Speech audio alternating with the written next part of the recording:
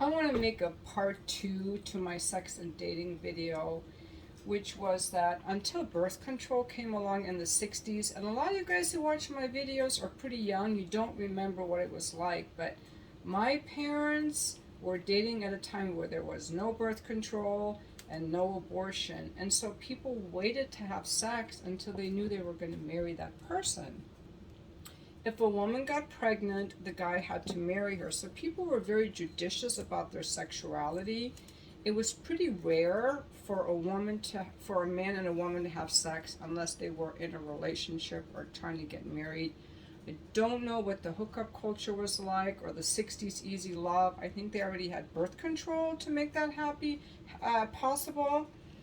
But men also wanted to wait. Men wanted to wait to have sex because they didn't want to get a woman pregnant and have to marry her. There were huge consequences for sex. And I think that birth control has artificially made it a lot easier for people to have sex so casually. And I'm not sure that's really has been good for people. I'm not sure that has been good, but you can decide for yourself. The other thing I want to say is that there are men who are very hung up on how many partners a woman has had. And in my opinion, it comes from a very short sighted fetish. It's a fetish.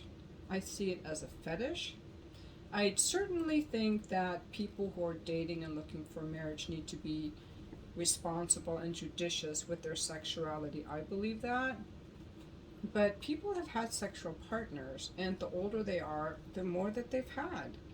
And fixating on how many sexual partners a person had, um, to me, is kind of a fetish, because what difference does it make? Unless you decide in your mind it's a thing, it's a fetish. The same way that uh, you're not thinking about how many babies are going to come out of her, you're going to fuck that same opening that a baby comes out of, and that blood has come out of, and that tampons go into. You're going to lick that booty hole or fuck that booty hole, or grab her ass at least, even though she's just pooped. She's peed. There's poop coming out of there, there's out of her butt, there's pee coming out of her urethra, her urethral opening, and there have been penises in her vagina, but are you going to be thinking about all the poop every time you have sex with her? Are you going to think about all the blood and all the tampons? Or are you just fetishizing about the men because you have an insecurity or fetish about it? And that's what I think it really is. Because you see, a lot of these men that are fetishizing a vagina that has never been touched, it's not about the vagina itself. It's not about the woman, and it's not about the vagina. I know that because I had a lot of sexual partners before I got married, and I pair bonded very well. I was monogamous for 25 years. I never wanted to cheat on my husband. People have behaved differently when they're single than when they're in a relationship and at different times in their life. Women sometimes experiment for different reasons, and people are more sexually active. A lot of these guys are jealous that a woman can get more sex than they could get. They have retroactive jealousy because they see a woman as an object to put on a pedestal or to possess. And they're fixated on her vagina and overlooking her personality and her heart and her boundaries and her standards. They're stuck in the past. I used to go to AA meetings where people would talk about all the stuff they did when they were drunk, but they're not that person now, so I evaluate them based on who they are now. I think that I don't know why men obsess about that. Some men obsess about that, not all men. And you have a right to your preference, but any man that has gone around slinging his dick and is looking for a virgin is not in integrity with himself at all, so it's bullshit to me. If you're a virgin and you want to marry a virgin, I get that, but if you're going around slinging your dick in every hole you can, and you're pissed off that women are turning you down, but she could get sex, now you're have a, it's it's your own issue you're dealing with. And this is for the ladies too. I'm making this video mostly for the ladies. When you hear those guys saying that stuff, I hear arrested development, retroactive jealousy, fetishizing, seeing a woman as an object and as a vagina. By the way, a woman can take 20 dicks in her vagina today, and tomorrow it's completely self-cleansed and rejuvenated and back to its own. It makes its own cleansing juices. It's not like, what do I want to say? It's not like, I don't know how to explain it. Your dick is not used up just because you stuck it in more vaginas or you rub it every day. If you rub it every day, you're going to desensitize it. But vaginas are a lot more powerful than you give them credit for. They're actually don't even need to be douches. They don't need douches. They are self-cleansing. They are self-healing, self-cleansing, and it's a muscle. A woman can push out a 9-pound baby, and then she can do a few Kegels, and her vagina will be tighter, as tight as it was before the baby. They're miracle machines, and they're not your property, guys. They're not your property. You guys, some of these men see women as a sex object that they can own and control rather than a whole being, a whole person.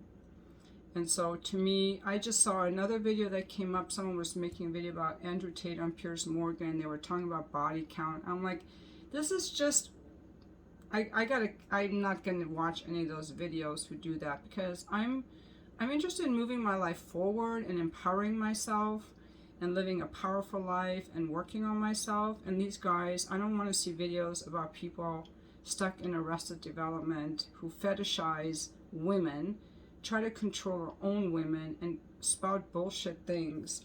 I want to know things that help people move forward and become better. And I myself have a high body count, and I would make a great wife. I totally would, because I don't use, this is what you want to look for. This is the important thing to look for, you guys. If you're concerned about a woman being faithful to you, okay, it's not her body count that matters. That's bullshit. Is she modestly dressed, or is she attention seeking? Does she dress in ways to seek attention from men? Okay, low cut shirts, high short skirts, low cut shirts, high heels. Okay, is she using men to buy her things? Does she look for attention, validation, and things from men? That's what you want to look for. So stay away from women who are hoochie coochie mamas, who are all about their looks, all about going to the clubs. Stay away from women who go into the clubs and who drink and who wear skanky clothes to get male attention, and who are always posting themselves on Instagram for male attention, texting men, talking to men, entertaining men, having men over late at night, having hookup buddies. A woman who is interested in dating is not going to be having hookup buddies, okay? She may have had them in the past. She doesn't have them now. A woman who is worthy of dating doesn't entertain men late at night. She doesn't have men come over at night, and she's not looking for male attention.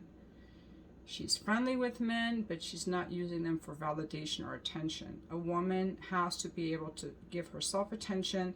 If she's looking to men for attention or using men for attention, she could, when you don't give it to her, she's going to go looking for it elsewhere. And that's the problem.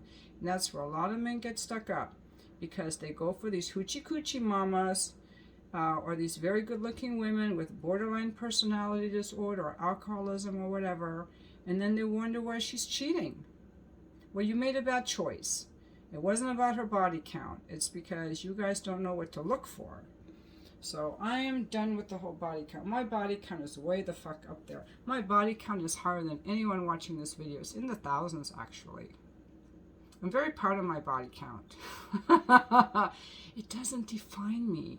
In fact, I used it, and I used it for my work, actually. That's how it's so high. But men had to pay me for that. I didn't just give it to them. They had to pay me, and I was sober. It was intentional. So I have a personal interest in the whole body count story, and I know it's bullshit. In fact, a lot of men want to get with me because they like a sexual woman. They're very respectful to me. My Just for Fans guys are so respectful. Oh my God. I tell you what, the men who pay for me are so much more fucking respectful than all those cheap ass guys that just want to get with me for free. I'll tell you that. They respect a woman like me. Believe it or not, it's true. Because I'm actually nice. I think that's the thing. Okay, so now I finished my dinner. I want to show you guys how it's actually going to look. Okay, let's put it together. Now I'm going to divide the poblano tinga between plates and drizzle with the lime crema. Alright, so I'm going to bring everything over and continue. Alrighty, so here's the poblano tinga. So I put that on my plate. I love purple carrot, by the way, you guys. I don't love to cook, and that's the other thing. If you like a woman who's fit like me, she probably doesn't like to cook, but I'll do it. I will do it. Now, I'm going to add on top the drizzle the lime crema, which is just lemon zest and sour cream and lime juice. Add the potato cakes. On top of that, add the potato cakes. The black bean potato cakes. Oh my God. It always looks better in the picture. But I'm trying, you guys. I'm trying. And I have fun. I love cooking with the purple carrot. It's really fun. I have a good time. And I really like making these videos because I live alone, so I don't have anyone to talk to except my neighbors. My neighbors can hear me, by the way. If anyone ever tried to hurt me, all I had to do was scream. Oh my God. My neighbors all like me. Okay. And then I'm going to add the avocado and sprinkle with scallion. So now I'm going to add the avocado. Oh, and then I'm going to have wine. Now, I'm not one of these ladies that is afraid of wine or that gets drunk. I love a nice glass of wine with dinner. And then that's it. You know, I can handle my alcohol, and I don't like anything stronger than that. I'm just a wine and dinner kind of a girl. Not in the daytime, just at night. And so I'll show you what it looks like. Not bad at all. So I'm going to pour myself some wine.